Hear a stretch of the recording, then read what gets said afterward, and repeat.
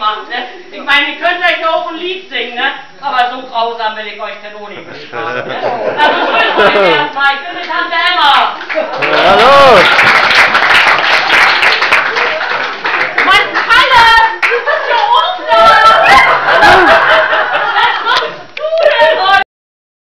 Ja, nein, ich bin nur wegen dir. So, du bleibst noch ein bisschen, ja? Ja, ich bleib ja auch noch ein bisschen, ne? Ja, aber hier auf dem Bahnhof kenne ich mir ja nicht so aus. Ihr vielleicht auch nicht, wa?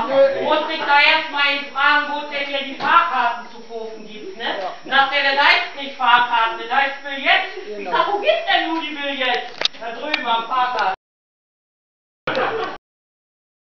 Gemacht, ja, nicht ganz so wie ich, aber es geht schon, ne? Ja, heute ist ja auch ein schöner Tag, ne?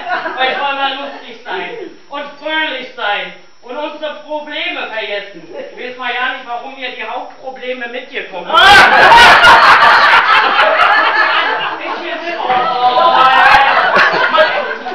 Kalle, das hätte so schön werden können, doch. Ja, und Shea habt euch das gemacht mit Kerzen. Fragt doch die eine Kerze, der andere. Ist Wasser gefährlich? Davon kann es ausgehen. Ja, ich war ja heute Morgen extra in einen Schönheitssalon, ne? Ja, als ich nach 2 Stunden noch keinen Kostenvoranschlag hatte, kam da das Fräulein und sagte, wir können Sie nicht bedienen. Ich sag, wieso denn nicht? Ja, wir sind ein Schönheitssalon und gehen in Hauptbusinstitut. Ja, unsere Ashley, ne? Die haben ja auch wieder bis zur Kanzlerin gebracht, ne? Ja, die war ja auch immer bei mir in der Mode.